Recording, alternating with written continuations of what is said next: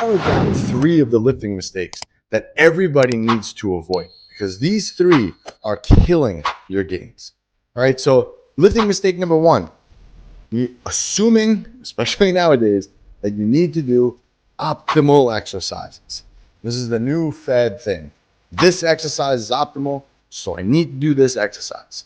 This exercise is suboptimal, I shouldn't do this. This is big right now with bench press. A lot of people are calling bench press suboptimal movement. Squats a suboptimal movement.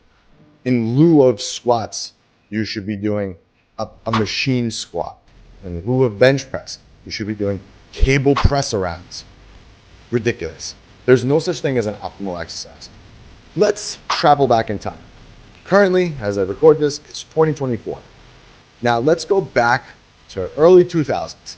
2004, that's kind of like when I started, 2004-ish. Okay, so 2004, who were the big names in the fitness industry?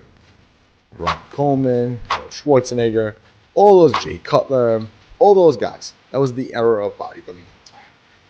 And what did those guys' routines consist of?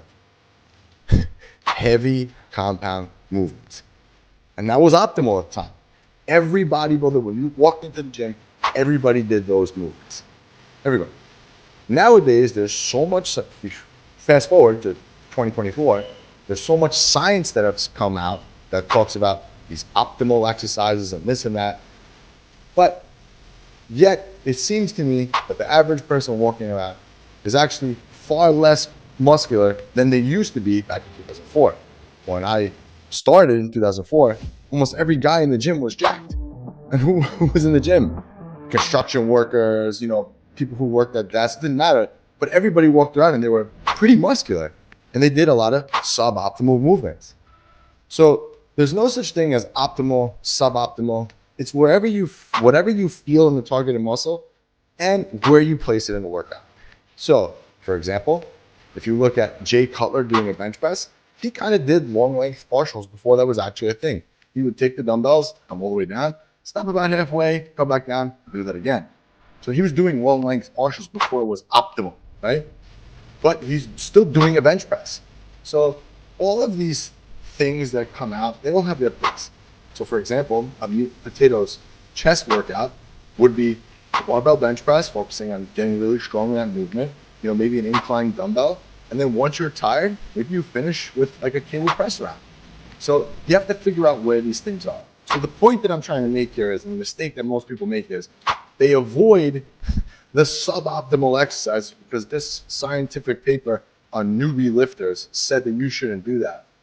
And they're leaving so many gains on the table by doing it.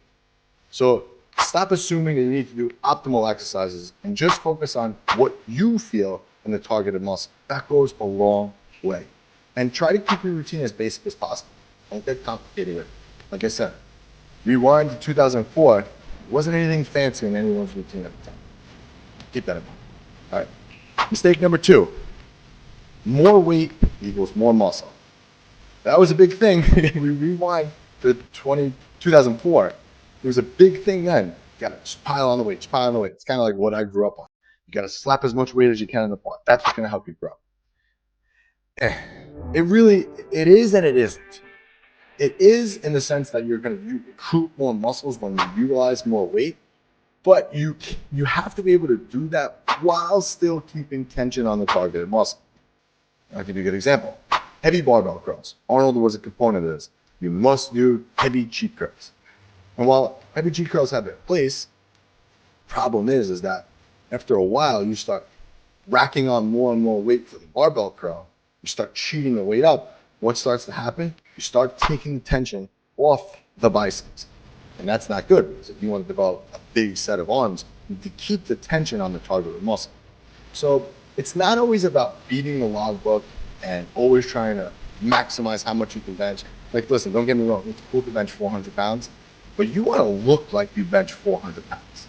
So you want to kind of keep that in mind too. So there's definitely a fine balance between. I'm not saying to avoid adding weight to the bar. I'm not saying that. You should definitely always be striving to add more weight to the bar, but don't do it in lieu of less feeling in the targeting muscle. Don't do that. That's not good. All right?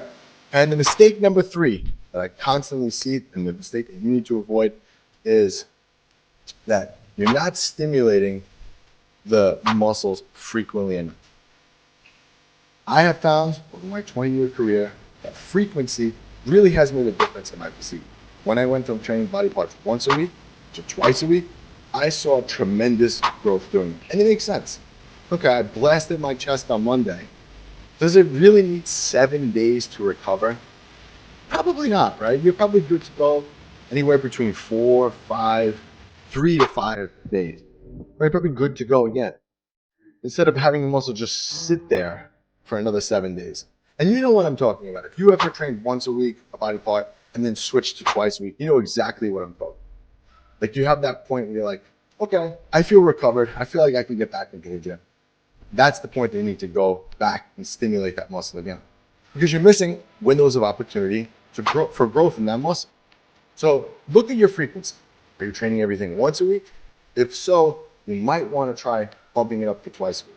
So what you do in that case is you cut your volume in half. So let's say on Monday you're doing chest, cut that in half and do 5 sets twice a week and watch the improvement that you see. Frequency is a big thing. You want to try to hit the muscles at least twice a week. I believe, my personal preference, for all the clients that I coach, that is the most optimal amount of frequency. There's that word, optimal. Most optimal frequency I see for people to actually get results. Again, it makes sense because one muscle doesn't need 7 days to recover. You're probably good anywhere between 3 and 5 days. So as long as you're within that range, you're good to go and you'll unlock more growth, right? Because you made it this far into the video, you know what I got? I got a free gift for you. I have a free 6-week training program that I want to give you. No strings attached. I just want to help you build more muscle and avoid all the mistakes that I made along my 20-year journey. All right, guys? This was Anthony, and I'll catch you on the next one.